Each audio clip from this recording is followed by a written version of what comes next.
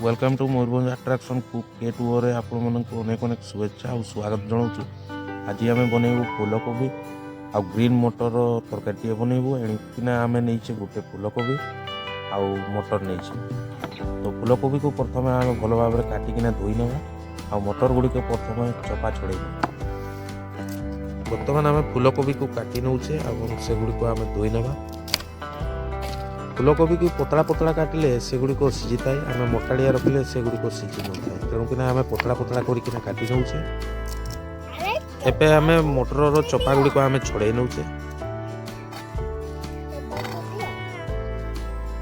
प्रथम आम सरसों तेल को से एड कर नौचे और फूलकोबी को से आम भाजी नवा भल भाव में जपरी लाल लाल ब्राउन कलर आसी से भाया आम भाजी नवा फूलकोबी को।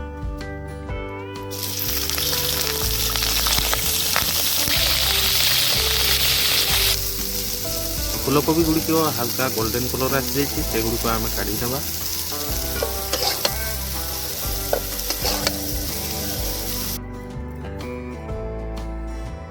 पुणी आउ थे आम हल्का टे सरसों तेल देना मटर गुड़िक से गुड़िक आम भाजी नवा भल भाव में।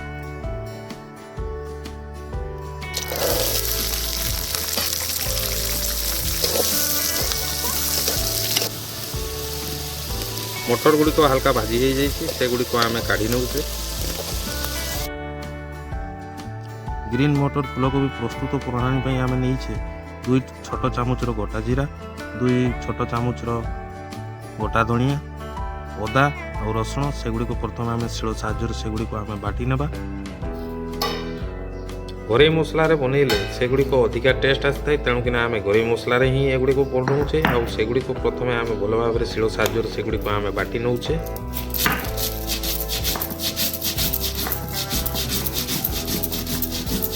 आम सरसों तेल को से आम एड कर नौचे।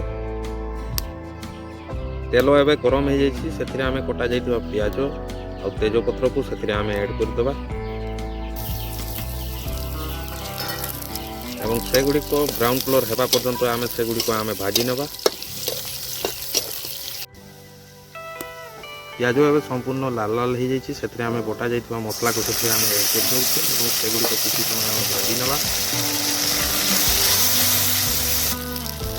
से आम गोटे चामच हल्दी गुंड, गोटे चामच लंका गुंड से एड कर देना हल्का टे पानी देना से गुड़िक आम भल भाव में भाजी नवा।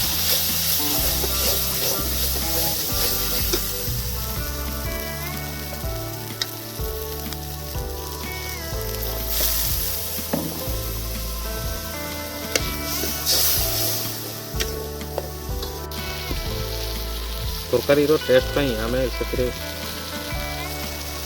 कस्तूरी मेथी को से आम एड कर नवा। से गुड़िक आम भल भाव में एगुड़ी आम भाजी नवा। मसला गुड़िक पूरा पूरी भाजी से आम टमाटो को से एड कर नवा।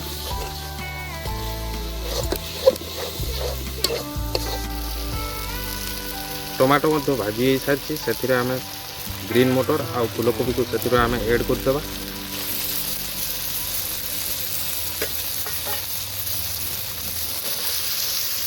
एवं भल भाव में से गुड़िक आम मिक्स कर नवा।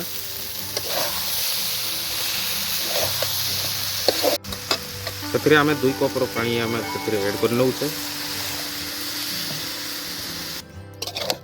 फूलकोबी को आम 10 ରୁ 15 मिनट जाए से गुड़िक आम कषि नवा। फूलकोबी 10 ରୁ 15 मिनट से गुड़िक आम रही से गुड़िक कषि हो जाए से आम पानी देकिना 10 ରୁ 15 मिनट जाए से गुड़िक आम फुटई नवा एवं संपूर्ण सीझीज। जेहेतु आम कषाड़िया टाइप करुचे ग्रीन मटर और फूलकोबी को तेणुकिना आम अल्प पानी देकिना से गुड़िक आम फुटई नवा।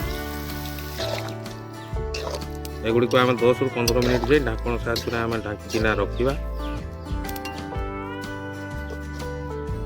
स्वाद अनुसार से आम लुण को एड कर देदे। जेहेतु प्रथम रू आम लुण दे ना तेणुकिना आम लुण दे दौचे स्वाद अनुसार। 10 ରୁ 15 मिनट जाए से गुड़िक आम ढाकण साहाय्य आम घोड़ेकिना रखा।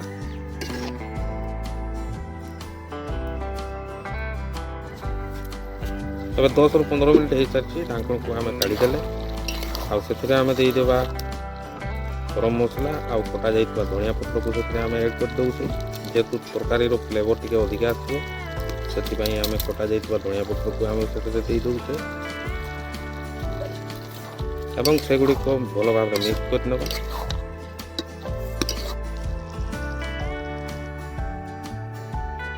ଏବେ ଆମର ଗ୍ରୀନ୍ ମଟର ଫୁଲକୋବି ପ୍ରସ୍ତୁତ ହେଇଯାଇଛି। ଆପଣଙ୍କୁ ଯଦି ଭିଡ଼ିଓଟି ଭଲ ଲାଗୁଥିବ ତାହେଲେ ଲାଇକ୍ ଆଉ ସବସ୍କ୍ରାଇବ୍ କରିବାକୁ ଜମାରୁ ଭୁଲିବେନି। ଆଉ ଏଇଭଳିଆ ରୋଷେଇ କରିକିନା ଖାଇକିନା ଦେଖିବେ ଆଉ କମେଣ୍ଟ ସେକ୍ସନରେ ଲେଖିକିନା ଜଣେଇବେ ଏଭଳିଆ ଟେଷ୍ଟ ହେଉଛି ଆଉ ସେୟାର କରିବାକୁ ଜମାରୁ ଭୁଲିବେ।